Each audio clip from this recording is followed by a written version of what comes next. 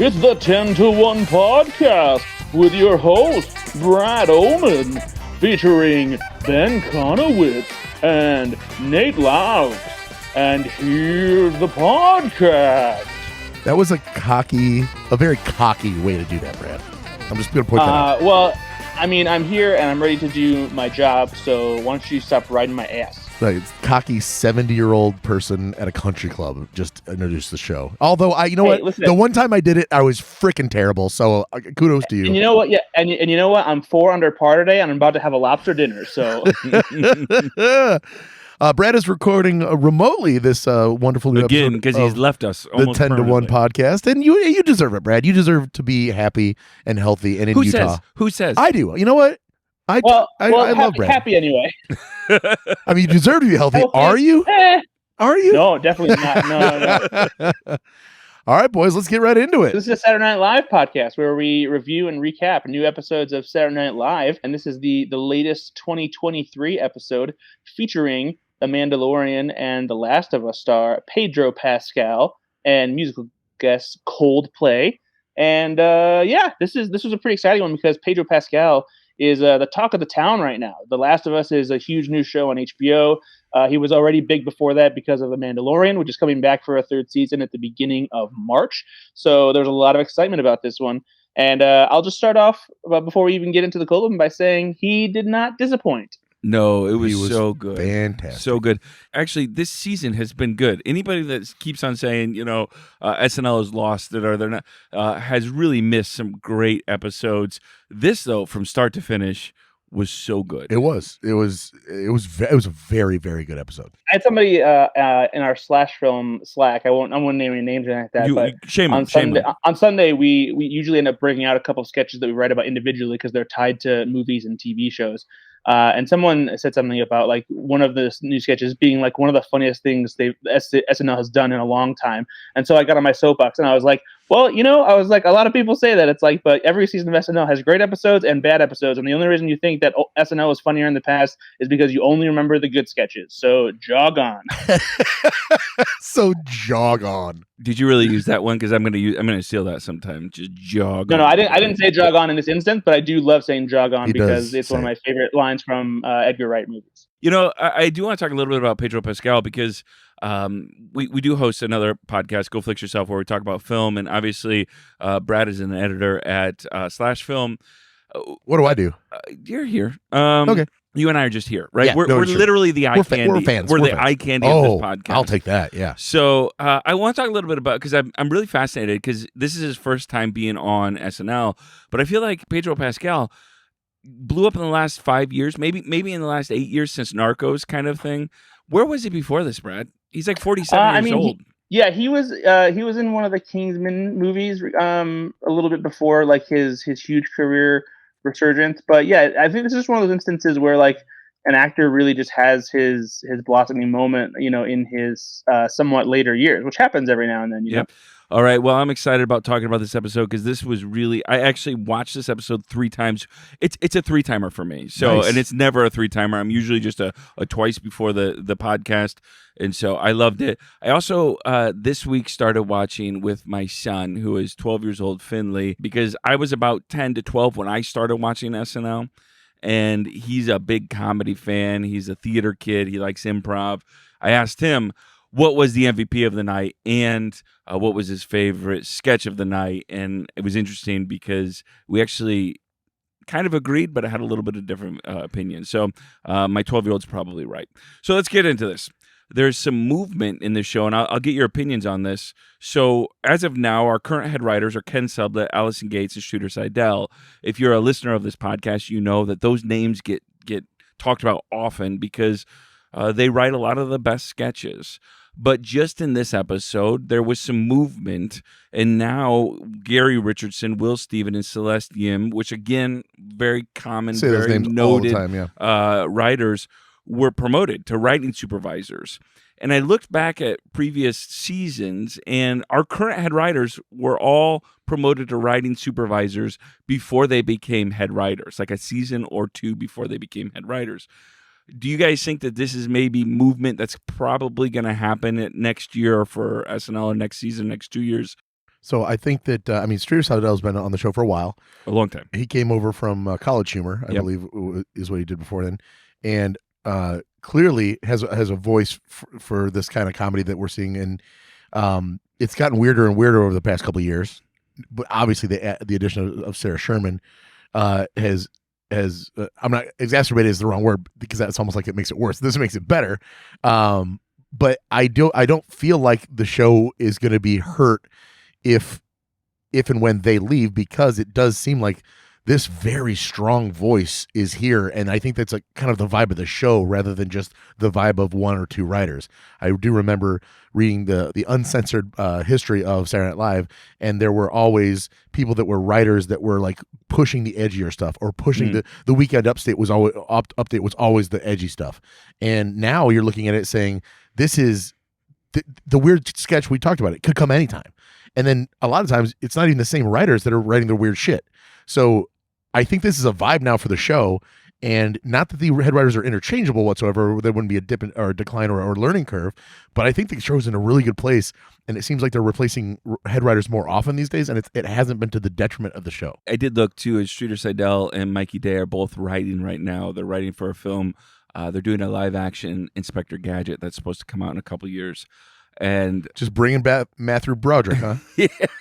And so, I could see those two as well, because they do write together a decent amount as well on SNL, going and having a great film writing career as well. And eventually you do move on. If you lose Mikey Day, you lose one of the most prolific writers the show's ever seen. The man is a machine when it comes to sketch comedy. And we're going to talk a little bit tonight about some of the sketches he wrote in this episode that were fantastic. All right.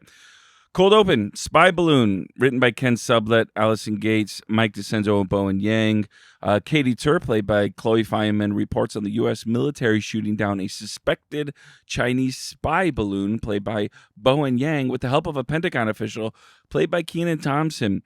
Things we didn't know we needed a week ago, in America, that Bowen Yang needed to be the space balloon. He was so perfect in this. I have not loved a lot of cold openings in the last, really, since we've been doing this podcast. They're not my favorite. I told you last week, they're just typically, they used to be my favorite when I was younger. I used to get really excited about it, and it might be more about me than it is the show, but I absolutely loved it. It was the perfect cultural moment. They were able to weave in some political commentary. It wasn't the same Fox News host that they often use. It was Katie Tur, which is, again, I think an MSNBC, maybe CNN, I don't know, host. I loved this. I thought it was really, really fantastic. Brad, what did you think? Yeah, I thought this was really funny, and we're starting to see a bit of a trend with Bowen Yang being great at playing inanimate objects, which has been a lot of fun. And normally when it comes to this topical stuff, it's not that great, but I thought they had a really fun approach to this, and especially since it was such a quick turnaround, because this story came really late in the week. So for them to make something so funny to go live on Saturday night, that doesn't always happen. Usually they have some time to plan the sketch and things like that, but they put this one together pretty quick, and I think it worked out really well. Ben, do you like it? Oh my God, yeah. And like you said, Brad, like, give me more Bowen Yang as any inanimate object. I am here for it, like, all day long. He is. We knew when he joined the show. Like, I remember thinking he was so funny to start, and boy, has he grown in just to an all-timer. I mean, he really is going to be. Great. If he stays for a while, he will be up there. I also want to give a shout out to Kenan Thompson on this one, because he had some funny lines too, where they were spying on him and he just looks up. That easy physical humor. Yeah, yep. The other one was, we were afraid if we shoot it down, it goes. There was such great silliness in this as well. Kudos, one of my favorite cold opens of the season. Absolutely. Really well done. Do more of that stuff. All right, moving on to the monologue by Pedro Pascal. Mike DeCenzo and Jake Norwin wrote this. First-time host Pedro Pascal talks about filming The Last of Us and being recognized by fans. Have either of you guys seen The Last of Us? I feel like I've seen it only by following Twitter, and I probably know everything that's happening. I actually have not seen it. Bailey has watched, my girlfriend Bailey has watched the first 3 episodes. She loves it. She says she wanted to wait for me to watch it. We ran out of time for that because she got impatient and started watching it. But she says I will really like it. So I probably will check it out at a certain point. Brad, have you seen it? I know probably you guys have talked significantly about it on Slash Film. Have you ended up watching an episode yet? Yeah, we're doing a bunch of coverage for it on Slash Film. I have not watched it yet. I think I'm going to maybe hold out until the season is over, just because I'm not sure I can afford to jump on a new series that I watch week to week here. Yeah. Maybe, though. I don't know. But yeah, I've heard great things, and so I'm excited to check it out. Whenever that may be. Brad, what did you think of the monologue? I love the monologue. This is another series of monologues where we have the host being pretty open to talking about various things in their career, and not doing like a big setup for like a sketch, but just talking about themselves. So I thought the story about talking to little kids on the phone when they don't know necessarily that he's the Mandalorian because he wears a mask most of the time was really funny. And then you also get another charming thing where he gets choked up talking about his family, making it so that he had the opportunity to actually make it to Studio 8H to host SNL. And we've previously seen that with Austin Butler and Michael B. Jordan in recent memory. They both had their little, moments talking about their family and stuff like that. And it's been really charming to have the hosts, tell those kinds of stories and open up a little bit and show their vulnerability. Do you guys know much about Pedro Pascal's background? I do not. Okay, so I didn't either, and I went into this, and he's lived an incredible life. So, born in Chile, his parents were kind of sided against Pinochet. They became political rivals. They had to go into hiding.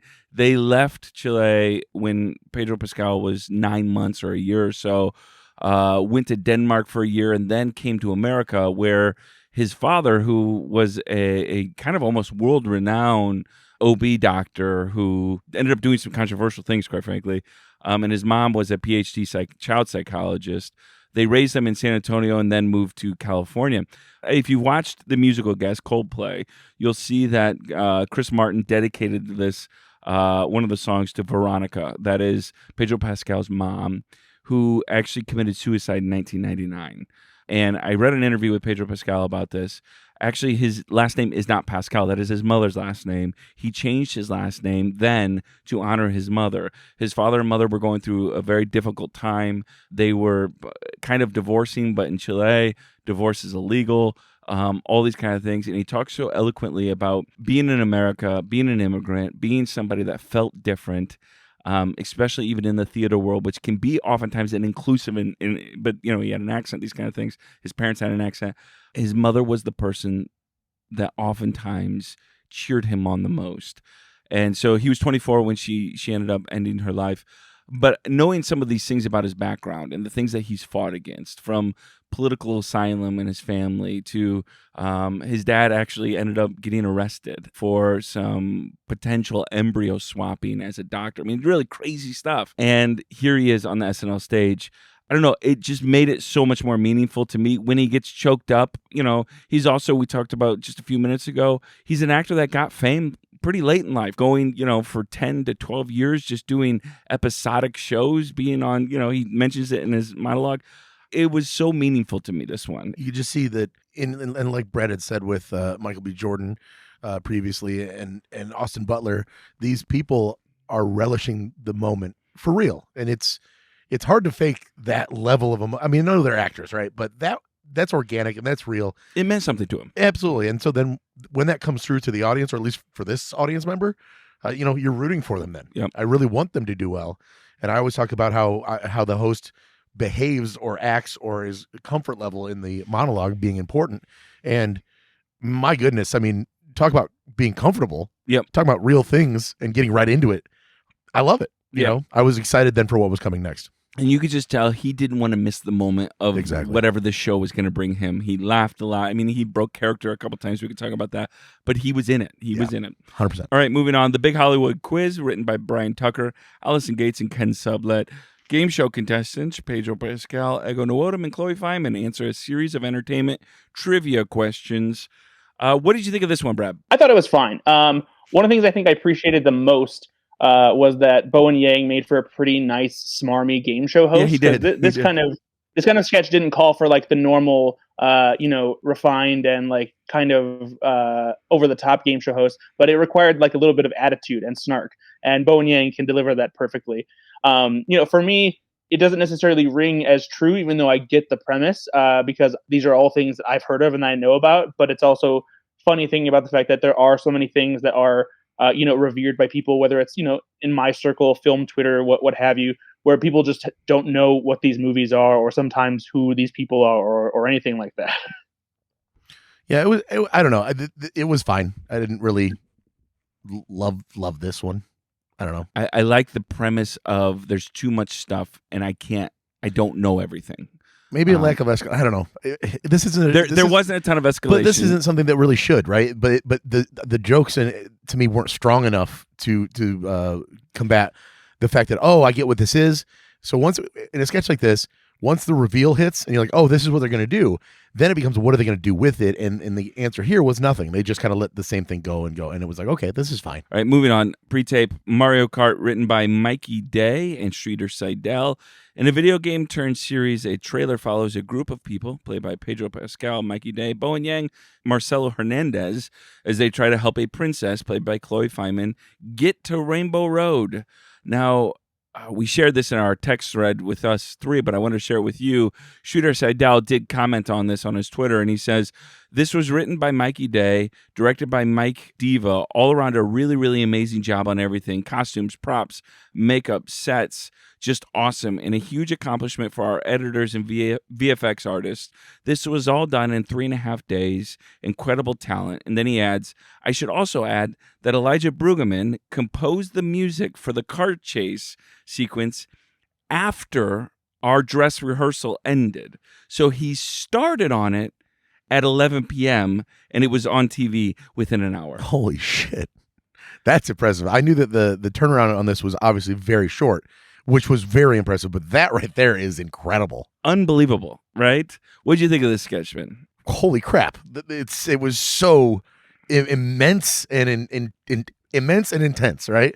And just 10 out of 10. I have no notes about how to do this any better. How could you? It's gritty, it's real, oh my God, it's everything you want to see out of that. It's such a stupid premise, much kind of like the Oscar the Grouch thing. I was going to say, it had me that Sesame Street Oscar the Grouch. And it was right, and so I'm here for it though. Like, keep doing it. They haven't failed yet. Brad, what about you? Yeah, I absolutely love the sketch too. It was so well done. The visual effects, doing it in such a short period of time, 3.5 days, are extremely impressive. They don't measure up to like a blockbuster movie, obviously, but considering this is a sketch for a few minutes on TV, done in such a short amount of time, it was incredible. And it struck the right apocalyptic tone. Seeing Mario Kart presented in this form is funny in itself. And I also really like the part too of like them just proclaiming, and I'm bisexual. And then I love whenever they have real flourishes like from the game that are taken seriously, like having Toad knowingly sacrifice himself. I can't. It's red. I love it. Spreads his arms out in acceptance of his impending death. I love it. So this is the team that wrote this, Mikey Day and Streeter Seidel, that we talked about earlier. Streeter is a head writer for the show. They're the ones that are writing the Inspector Gadget film that's coming out in a couple of years. I don't know. If these guys, it makes me want to see an Inspector Gadget movie. If these guys can keep on doing it, because they do a great job of doing enough internal humor for those that actually play Mario Kart, that you saw enough in there that made you laugh, but you didn't have to be a Mario Kart fan to find the humor in this as well. And kudos to everyone, especially Elijah Brueggemann, those people that are given this project at the last minute. Wow. They're like, hey, we didn't have the music in there for the rehearsal. Can you get something in there? In an hour. I don't even know how you. I can't. Sometimes I can't quickly. I can't even find my laptop charger for an hour.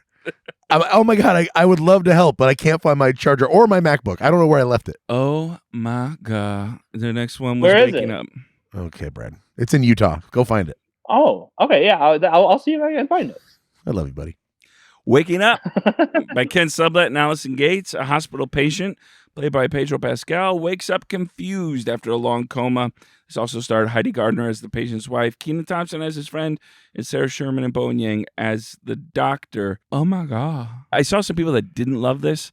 I thought it was silly. I thought this was the sketch where I knew that Pedro Pascal was going to have a lot of fun this episode, because it was silly. And it took me probably about a minute to get into kind of what they're doing a little bit, because I couldn't really determine his accent or kind of speech pattern a little bit. And then when the other cast members start adding into it as well, seeing Heidi Gardner kind of laugh a little bit, seeing them kind of feed off of each other. This was it was fun. More of a progression than an escalation. And it was that was great because you're right. It took a while to get like kind of your head wrapped around what this was, but once you were on board, I really liked it. I'm interested to see, Brad. What did you think? No, I love this sketch. It was so funny. I mean, the way Pedro Pascal puts on his voice is just perfect, and he's hilarious. And I didn't mind that he broke towards the end too. Like he just started cracking up at himself and couldn't get out like that serious part of his line. And it was such a hearty, genuine laugh too. You know, you couldn't help but enjoy it. I will say, to me, it felt like Sarah Sherman was a little bit off in this sketch, and I feel like she kind of had an off episode overall. I agree. Yeah. I'll talk more about that later with a certain sketch. But yeah, I absolutely love the sketch. I thought it was really funny. All right, moving on. Fan Cam Assembly, Celeste Yim, Jake Norwin, Mike DeCenzo, and Asha Ward. A teacher, played by Pedro Pascal, can't figure out why his students, played by Bowen Yang, Ego Nwodum, Sarah Sherman, and Devin Walker, are obsessed with making fan cams of him and the rest of the school staff.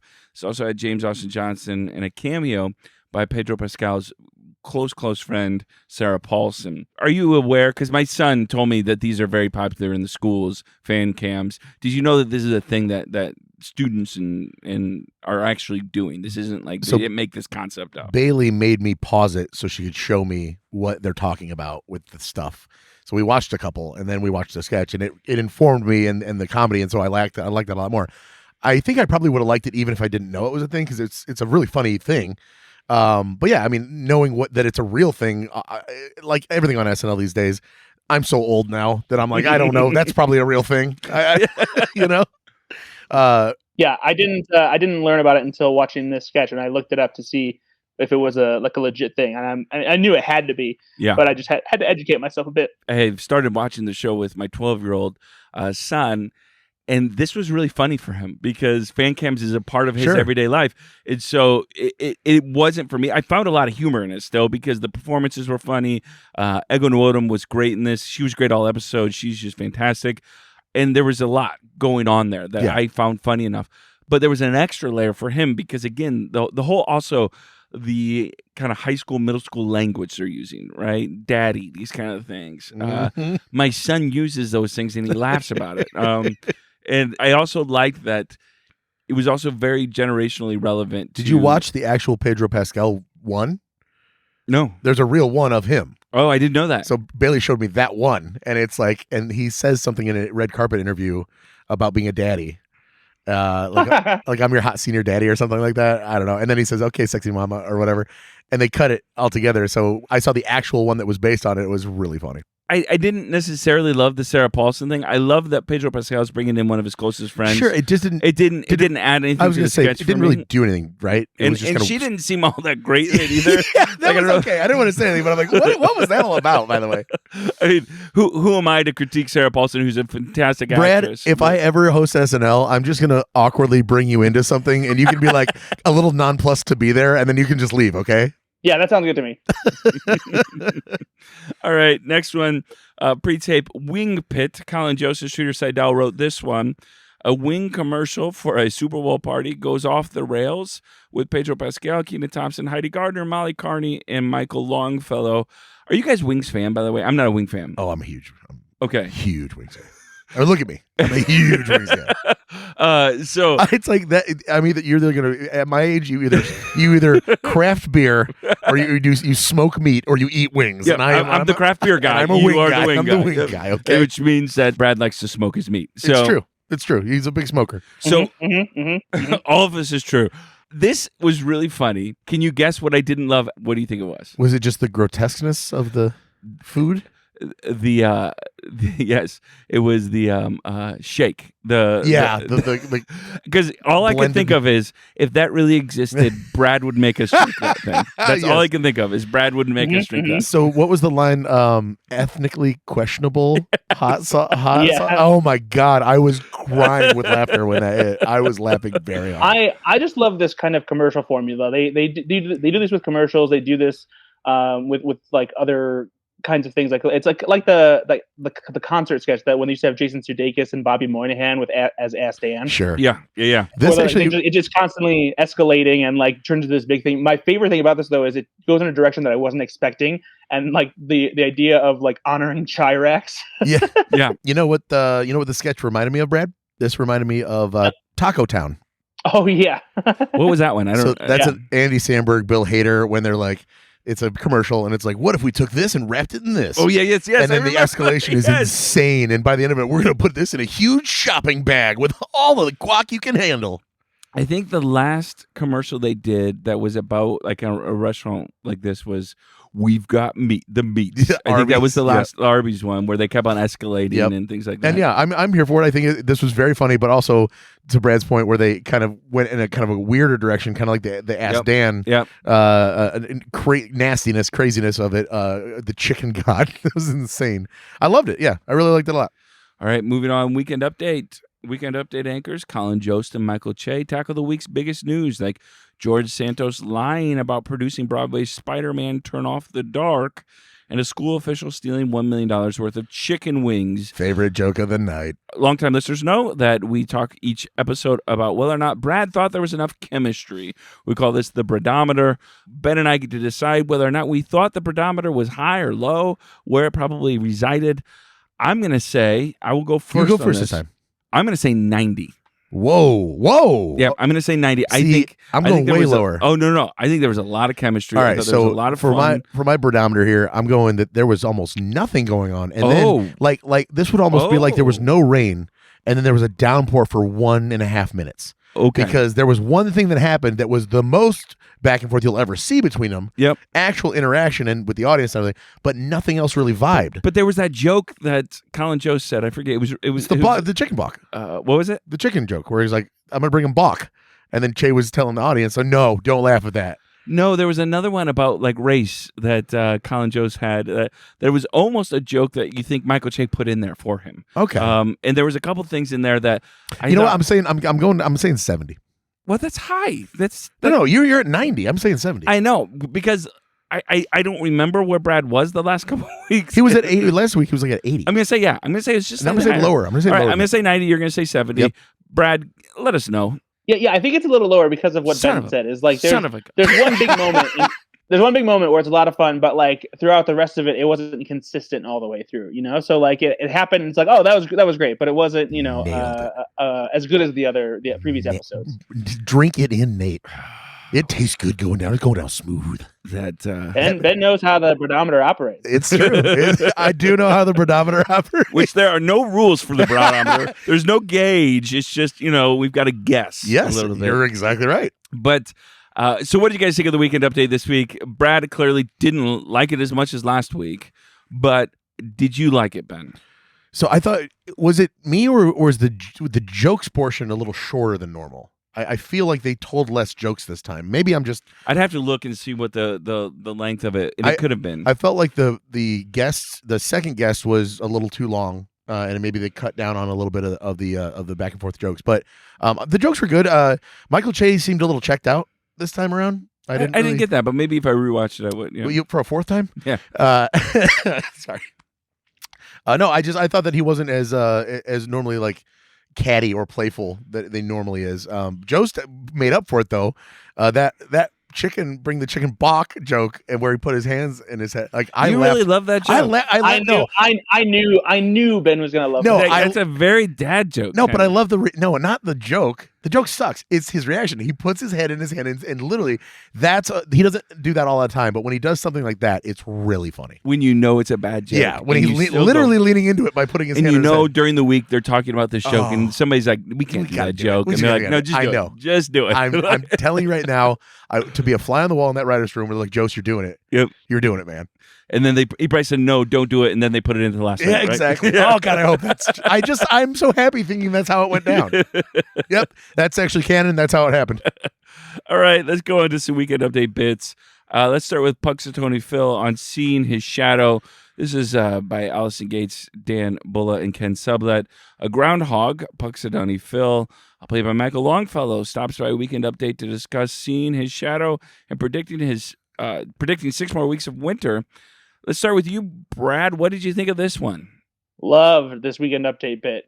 We've talked before about how Michael Longfellow has a little bit of a Norm Macdonald vibe about him, but we didn't necessarily want to assign that fully to him because it was still pretty early. And Norm Macdonald has a pretty strong legacy for a very specific brand of dry humor.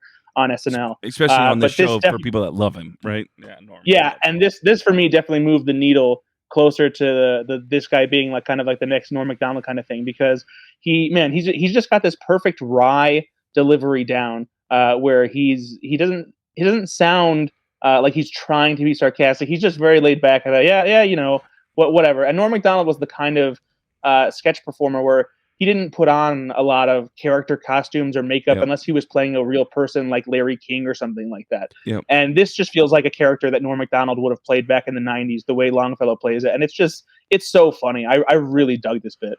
I also can appreciate that one thing that I really like about his performance in all of what he does on SNL is there's a really fine line when you act like this, when you do a deadpan to it comes across like you're being an asshole or you're being condescending, and he doesn't.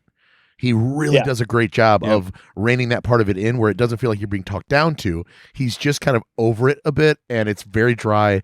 Man, I haven't seen that since Norm Macdonald. Like, Norm Macdonald was also not mean-spirited with a lot of his stuff. He was just, I think this is funny. Well, I don't know. I wouldn't go that far, because he could be pretty mean at the Weekend Update. Yeah. No, that's fair. I mean to the audience. I don't think he was ever being like, I'm smarter than you. Yeah, he wasn't patronizing to the audience. That's what I meant. Not certainly like mean to people. Sure, he certainly loved to punch up, though. Yeah. Right? Oh, absolutely. But Longfellow seems like a kindred spirit in that way.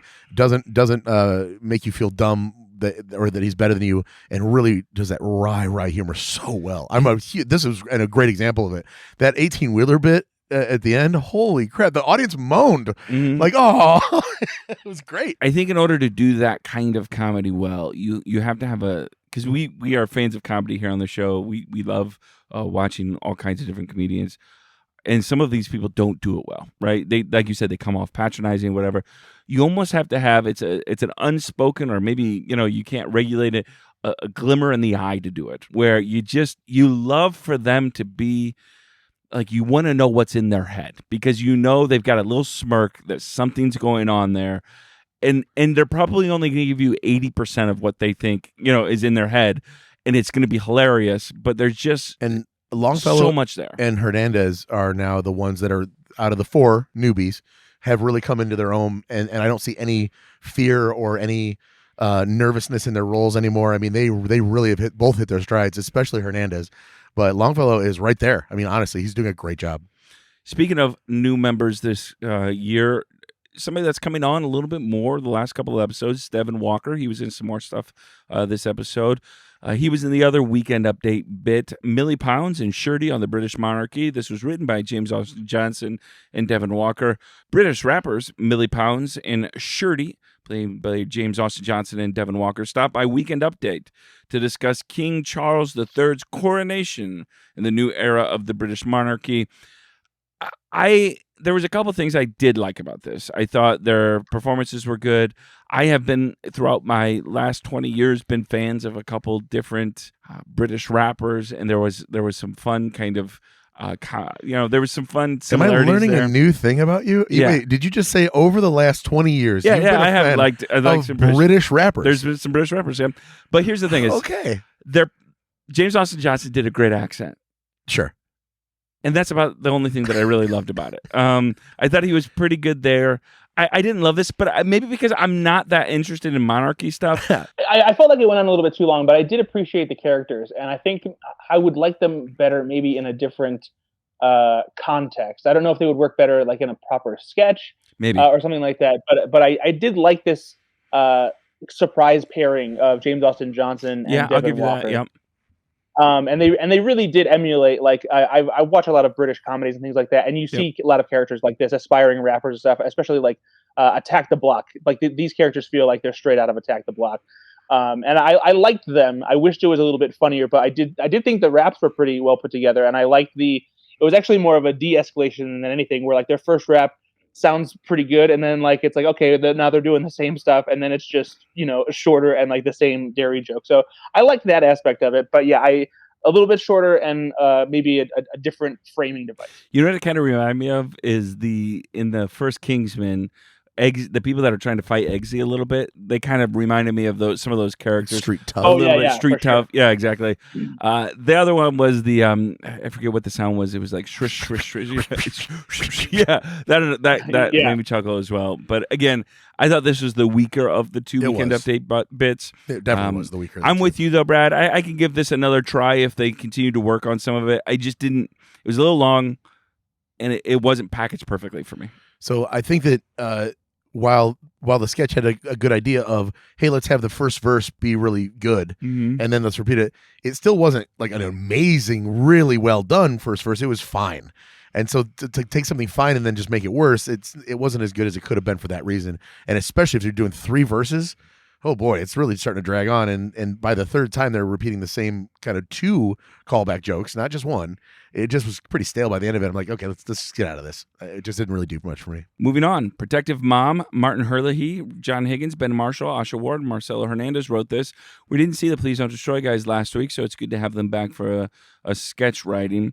A man played by Marcelo Hernandez introduces his girlfriend, played by Chloe Fineman, to his overprotective mother, played by Pedro Pascal. I like this, and let me tell you why. I am married to a woman who is not American. She's Romanian, and what I found the most funny about this is whenever I go to Romania or whenever I talk to my in-laws, it'll be so funny. They'll be talking in Romanian as they do. And they'll use certain American words or English words, and then occasionally look at me. And I know they're talking about me, but I don't know what it is. Notre Dame. Yeah. And I'm like, what is it? My wife will never. It's nothing. It's nothing. And I felt seen in Chloe Fineman's character there. That's awesome. Pedro Pascal was hilarious. Good Lord, he knocked it out of the park. The throwing away the vegan stuff. And then keeping the bag. Whoever wrote that was so. If you are somehow that is inspired by real moms. Absolutely. Yes. We have a nook in the kitchen with folded paper bags that are for like soaking up grease when you put fried chicken on it after it's cooked. If you have to take food somewhere, you have a nook with leftover paper bags. Somewhere. The realistic approach to this, because of that. So I know I know these writers. They listen to our show. They're fans.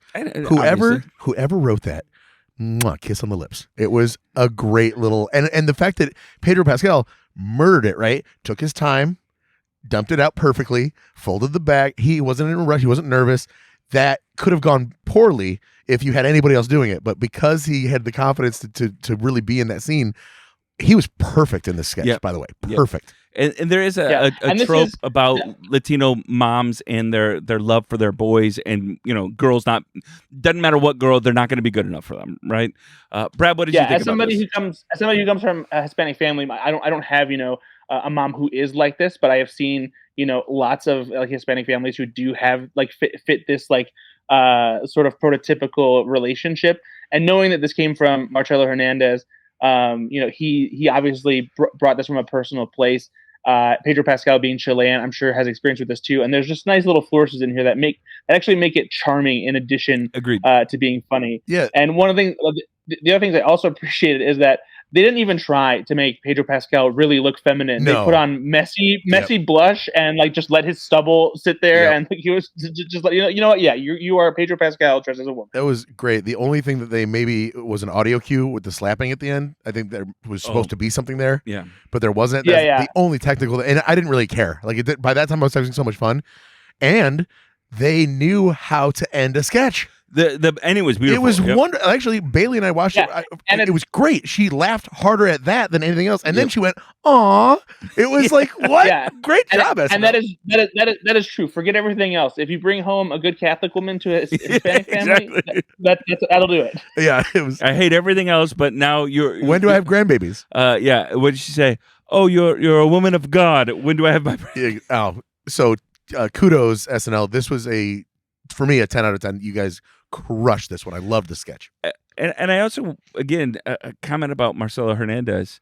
This isn't the first time that he's brought some Latin American or Latino humor to the show, which, again, I love it when the show gets more diverse. I love it when there's different perspectives, different worldviews that are coming to the show. And they've clearly been okay with saying, okay, Marcelo, you've got a worldview, you've got a point of view, rather. Bring this to the show, right? Because this is funny. Obviously, Brad is a Latino American. I am not. You are not. We still find this very funny. Oh, hilarious, man. Hilarious. All right, Italian Waiters, written by Allison Gates, Dan Bulla, and Ken Sublett. Things go off the rails at a diner when waiters at an Italian restaurant, played by Pedro Pascal and Marcelo Hernandez, give their guests, Heidi Gardner, Punky Johnson, Chloe Fineman, Ego Nwodim, and Sarah Sherman, compliments, with Kenan Thompson as the chef and Mikey Day as another waiter. This had a couple humorous parts to me, to this sketch that I laughed at. I thought it was a little long, and I didn't love it. I'm going to say this. This was probably maybe the weakest sketch for me, because there were parts of the earlier sketch that we talked about that we didn't love, that I liked a little more. There were a few parts in this that I liked. I didn't really get the Sarah Sherman character in this. I didn't understand it fully. I didn't. When humor is done well at SNL, I think, especially kind of cultural commentary humor, I like to be able to connect it to. I bet a server does that. I bet a waiter does that. I can't imagine a waiter ever doing this. What did you guys think of this? I mean, that wasn't really my problem. First of all, my problem with Sarah Sherman in the sketch is that she really seems to be hamming it up for no reason. Like she's supposed to be like the straight person who like is like, what the hell is going on? And she just sounded like she was. I can't believe you guys. Like, it's always at 10 a little bit. Like, yeah, like she sounded like she was performing on a Disney Channel show. Yes. And then on top of that, I don't think the premise of the sketch is all that great. And then like it kind of throws logic out the window at the end too, because it doesn't make any sense that after, being so vehement about not having a motorcycle, that she has the motorcycle and she's eating chili on it. And it's just like, and then on top of that, aside from that being a terrible ending to the sketch, then they turn it into their like last minute fake commercial thing. It's like, oh, Big Boy Chili. It's like, fuck you guys. Yeah, Get out of the here. thing we so talked about this, messy. we hate that, right? Yeah. And you have a bad ending for a sketch, doesn't matter. End it poorly because it didn't fix it by putting a logo there for a brand that doesn't exist. So they were spending probably so much time on the Mario Kart stuff that they forgot that they had to do another sketch. And Okay, like, shit, guys, we got 4 minutes. What about that one we started writing? Figure it out on the fly. On top of that, they forgot that they had to build a second restaurant set, and they just reused this one for the next sketch. No, that's what I'm telling you about. They had the next sketch, which is the much better sketch, locked and loaded, and they're like, oh shit, what do we do? Oh, we'll just reuse this and come up with something right now. That's why it was this. Yeah, that's exactly what happened here. No, that's not what happened. But it was very strange that they used the same set back to back. I don't know that I've seen that in recent memory. No, you would think that you would almost put those sketches like at different parts of the show, because I probably wouldn't have noticed. Tear it down, but I mean, it came right back after, because on Hulu, it's right, or sorry, on Peacock, it's right next door. So like, there's no cut to a commercial; it just heads right in. So like, are they back doing the same sketch? Yeah, they're back to back sketches. That's so strange. What a weird decision. I do like a few things here. Kenan Thompson's delivery of chili. Like, he just drops the accent and just tells her what it is. That was really funny. And then there was a couple of things about like, oh, let me guess what you do for a living. You're a writer. But you're right. I don't know why Sarah Sherman decided to be like, is my vibe just really off today? I didn't get that. There's no reason for it. I almost wonder what would have happened with Ego in that role. I bet she could have done a little bit more subtlety in that role of being slightly offended, but also curious about, wait, is there something that I'm doing? Yeah, I don't know. This was not by far, I guess, because everything was okay here. It wasn't a train. It wasn't the worst sketch of the season for sure, but still really bad for this episode. But again, next. Well, we've talked about how much we love Sarah Sherman so much on this show, especially this season. This is the first episode that I think I've seen this season where she kind of had a lot of misses. Hey, you know what? Everybody has a bad day. Certainly. So it's okay. Hey, she's great. We still love her. All right, moving on. Lisa from Temecula, Michael Che, Alex English, and Gary Richardson wrote this. A birthday dinner doesn't go as planned with Pedro Pascal, Ego Nwodim, Bowen Yang, Punky Johnson, and Molly Carney. I absolutely loved this sketch. And actually, I've watched the whole episode a couple times. Yeah. I rewatched this single one more time before because I wanted to see that there's a time where Ego Nwodim goes to cut the steak and her chair falls behind her and I think she's meant to put her foot on her chair, but the chair falls. And so she has to put her foot on Pedro Pascal's knee, and he's holding it there. Yep. The whole sketch was just follies going and back and forth, and I loved you're there for, And Pedro Pascal had one of the best laughs in here. It was like almost like putting a laugh under a jar and trying to keep it there, and it finally got its way out. It was like I'm trying to hold it back. Yeah, especially because it was happening when he was telling the story. Yeah, it was just that was the so there's a dog. Yeah. It was so good. And again, and the thing is too is at the core, the sketch is not very good, but how it played out with that physical aspect and how it made everybody gradually break. For Bowen Yang, Pedro Pascal. Punky Johnson, even Ego broke a little bit. Molly Carney was the only one. They didn't really break. Molly Carney they did something incredible. I don't know. Maybe you've seen this with your 19 times you watched this sketch, Nate. But they were able to actually get a piece of food onto the fork and almost eat it. and that's honest to God. I don't think it would be possible. The first thing, but yeah, it's just watching everybody break was hilarious, and it saved the sketch from being terribly mediocre to being really, really funny. And I kept watching that picture of sangria too, just hoping that it would fall. And I'm thinking that there's got to be a magnet underneath the table holding that bad boy on. I hope they do a behind the scenes on this one on the show, because I want to know how they did the because was somebody just under there, a couple dudes under there just shaking the shit out of it? Yes, because. But also I want to give Ego Norden a lot of credit here, because this doesn't work unless she takes it very seriously. And for the most part, she broke a little bit, but she was able to kind of keep it together. And she was really the only one that had to. Yeah. As somebody, Ben, that loves well-done steaks with ketchup. Oh, God. I do not at all, by the way. Gross. I did like that Longfellow comes out like, third time's the charm. Like it set the stage. There were so many great little lines in there, and everyone kind of had their role. The Bowen Yang doesn't necessarily break a ton, honestly. He was also playing Bowen Yang in this sketch. He was himself for throwing down the fork or the spoon when he just starts like, oh God. Yeah. I'm just like, it was just so funny. Did you guys notice at the end too, he was doing the cut motion? Like, we got to cut the sketch. We got to get out of here. Yeah. This is at the a logical endpoint here. Let's go. Yeah. So it's pretty funny. It kind of reminded me a little bit of the Debbie Downer Disney World sketch, if you guys remember that one. Yeah. Where by the end of it, they can't even stop. Everyone can't stop laughing, literally wiping tears away.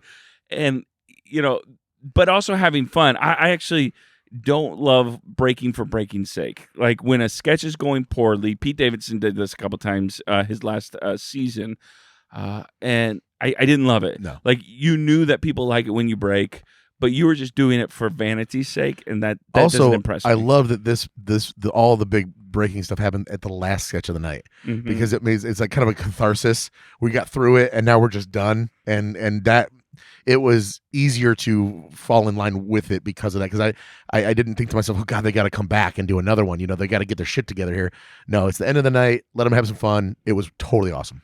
And that is cute, but don't think I'm giving up the butt tonight. Yeah, exactly. I just giving up the butt. And he's like, excuse me?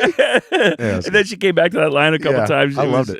It was just really, really good sketch. So well done. I the fucking peas. The peas went, so many peas. They went everywhere immediately. I'm telling you, rewatch the sketch. It gets funnier the more you watch it, even though everyone's going to break. And then once you've watched it a while, just pick a character in there and watch their face the whole time whenever they're in there, and see how they're either panicked because they don't want to laugh, or they're panicked because something, I don't know if something didn't go right in the there was the line that Ego Nwodim has in there where I forget, maybe it's Marcelo Hernandez or something that says, or no. Devin Walker says, is everything okay or whatever, I forget. Yeah, no, Devin Walker says, everything okay? And then Ego Nwodim was like, and as a matter of fact, no, there's wine all over, and it's on the floor on these people's food. Yep. Do better. Yep. And some people have suggested that maybe some of those lines were kind of ad-libbed. Sure. Because those were some of the ones that Pedro Pascal and Bowen Yang start really laughing at. Because it kind of just looked like it went off the rails, and you had really good sketch comics just doing their thing. Yeah. And that leads me to my MVP of the night, Ego Nwodim. Oh, that's what I was going to pick. What about you, Brad? Brad, you can't pick No, the same one we did. My MVP, actually, I gave it to Pedro Pascal. Whoa! Because, No, you didn't. It's been a while. No, I did. It's been a while. It's been a while since a host has been, I think, really good enough to deserve it. But man, he was clearly having a lot of fun. He wasn't afraid to do anything silly. He stayed dedicated to the bits, and it's tough to not be the host and break and not have it be frustrating or derail a sketch. And whenever he broke, which happened several times across several sketches, it was actually just pretty charming, and it worked, and it didn't really disrupt the flow of any of the comedy. That's tough to do. So by the yeah, way. Tough to pull off. I was break that really, doesn't end I was it. really impressed by Pedro Pascal. So yeah, he's my MVP this time. Oh, you're wrong, and that's okay. He did a great job, but Ego Totem was definitely the case. she was fantastic. She was awesome. I agree. I did ask my son who his favorite was, and he picked Bowen Yang. Hey, He thought not Bowen a Yang bad was choice great. there either. He Not a bad just choice loved there it. either. This was his favorite sketch of the night, though. He thought this was just I love again it. physical comedy. I love What was your favorite sketch of the night? Was this last one your favorite? No, or- actually, it was the mom sketch. really Oh, the it mom was, one. I laughed so hard at that. I really did, and I actually made Bailey rewatch it with me. I normally don't do that because I'm like, you're gonna love this. It was just one of those that was really, really great. The pre-tape obviously is very good, but I love live Both sketch pre-tapes, comedy. the Wings one and Oh, yeah. they They This is a great episode. It Lots to was. pick from. I do try to side on live comedy, because it's harder. Yep. So, but again, is it I don't harder? know if it's harder. Yeah, right? this time we, around, I we might just not have talked been about harder. the Now, what about you, Brad? What do you got? So my favorite was the Mario Kart sketch, just because it was so impressive as far as its production design. It was also very funny, but really close behind it, and it was a tough choice. Was the waking up sketch? The waking up sketch absolutely cracked me up. Really? Yeah. Okay. It's kind of fun actually because we typically the last couple of episodes we've often agreed on what some of these were, and this was such a quality episode Yep, lot that to I pick think from. there are legitimate arguments for some of these other Because sketches. the waking up sketch wasn't even in my top 3. Well, that's because you just don't have a sense of humor. No, but it's the restaurant sketch at the end is number 2, Mario Kart's number 3, and then the waking up sketch number 4. No, see, because for me, the last restaurant sketch isn't a great sketch. It's great because they broke, and so for me, I think that for a sketch to really land and really be one of the best, is that it has to be both intentionally funny and actually be funny. No, I just I look at it like how much did I enjoy it? How much did I laugh? No matter where it comes from. Yeah, but I think that it was funny, but it wasn't as funny where it was intended to be funny necessarily. But why does that matter? Because it means that it came from happenstance, and that it just happened to create a funny moment that came about naturally, as opposed to the writing or the premise of the sketch actually being good. Isn't that I the kind understand of that. fun of sketch comedy? But Though, I get that, it's but organic. You don't always know. Does that really make it less funny though? No, it makes it No, it was no, just I don't as think it funny makes as it. was. I don't think it makes it less funny. But I think that, and we don't necessarily pick funniest sketch of the night. We pick best sketch of the night. And so even though this sketch was funny, I still thought that the other stuff was funnier and also was better executed. Why did you hate Lisa from Temecula? It's mostly because of her voice. All right, I agree. Actually, Mario Kart was my number 1, though Lisa from Temecula was almost 1B, honestly. 1B. And I love Protective Mom as well. Oh, that was God, so good. so funny. It was so good. Great episode overall. So many. Great. Would you guys say this was the best episode of the season so far? Kiki Palmer is still Really? Keke Palmer is still tough to beat. This outranks Kiki for me. Really? Yeah. This one was so good for me. go rewatch Kiki Palmer. I will. Both great episodes. Yeah. Some really quality episodes. I think it'd be fun for us to do at the end to do kind of a sketch lottery of what our favorite sketches of the season were and see if any Absolutely. of these made our top 10 sketches of And the season. now that we've been doing this for a year and a half, the first season and second season are kind of blending together for me. Yeah. On hosts anyway. Oscar Isaacs was this year or last year? Last year. Last year, okay, yeah. Because this is the most favorable comparison I can make is that Pedro Pascal, Oscar Isaacs episodes are very similar in that, holy crap, they both shoot into every character you gave them, and they were down for anything, and they didn't screw up any of, the breaking here and there, whatever, but they were so good in their sketches, plus the character work. They really do a great job. And I believe both of them are very close friends as well. That's awesome. So What about Paul Simon? Was Paul Simon this year or last year? Why? Why do you do what Why? you do? You know what? Hey, stay in Utah. What is mountain time, boy? Hey, who's our next? We don't have. Who's our next victim? Yeah, no. Who's our next guest? We don't have a show next week, but we have one coming up. Brad, do you know? Yeah, we're going to be off for a couple weeks, and we're going to have Woody Harrelson returning. He'll be joining the Five Timers Club on February 25th. Zombieland 3. What does he have Yep. coming out? What does he have Is coming he out? have something coming out? or White no? Man Can't Jump? There, No. no, I mean I don't know. Maybe he'll make a cameo in that, but no, he's got a movie coming out called Champions that it actually is. It is also a basketball movie, but he plays a former minor league basketball coach who receives a court order to manage a team of players with intellectual disabilities. So kind of like a Mighty Ducks angle there, but with a little bit of a refreshing story. It's supposed to be kind of like a funny, heartwarming kind of sports movie like Is that. Disney So making this? we'll see. No, Disney's not making this. It's actually directed by Bobby Farrelly, of all people, of Dumb and Wow. Dumber, and There's Something About Mary fame. That's interesting. All right. Well, we will be back for another episode then. We want to thank you so much for listening and sharing these episodes. Again, it's always fun to see the community around this podcast grow.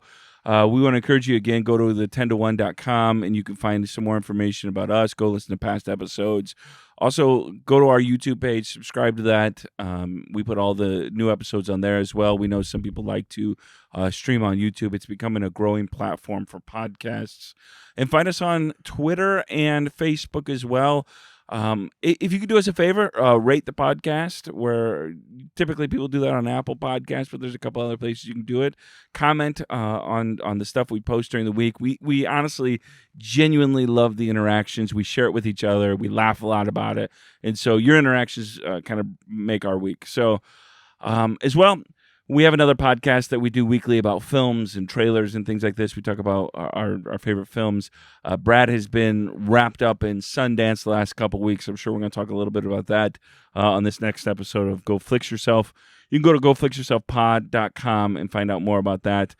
So on the off weeks of this podcast, we always put a new episode of those as well. So if you really just love Ben's voice, and it helps you sleep better at night, you can find new episodes of that. Hey, buddy, you had a tough day. Why don't you just go and go to bed? Yeah, we should start a podcast where you're just kind of like encouraging people. Hey, Brad, where can they find you online, buddy? Oh, you can find me on Twitter at Ethan_Anderton. I also write reviews of the new episodes of SNL on the weekends, the Sunday morning after a new episode airs. And you can also just find me on Pornhub.